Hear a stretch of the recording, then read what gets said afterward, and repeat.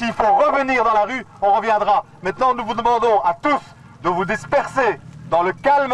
Se disperser, à 14 h, le mot d'ordre est clair. Les syndicats viennent de rencontrer Rudy Vervoort, une rencontre qui aura donné peu de garanties pour les chauffeurs, mais les syndicats se disent pourtant satisfaits. Ce n'est pas le cas de tout le monde. Un peu déçu parce qu'on s'est levé très tôt le matin et on voit l'évolution, mais c'est pas comme on voudrait vraiment. Il faudrait quelque chose beaucoup plus de concret, beaucoup plus solide. C'est encore basique. C'est décevant, on aurait préféré avoir une image un peu plus forte.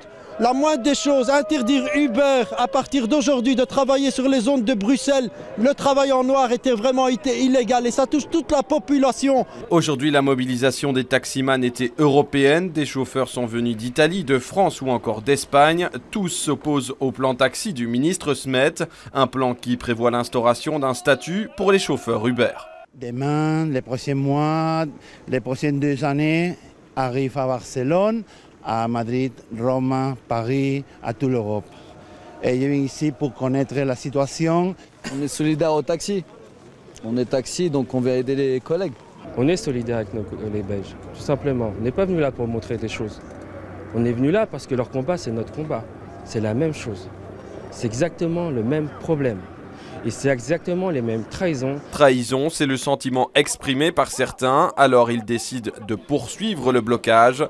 C'est finalement la police qui délogera les derniers récalcitrants vers 15 h 30.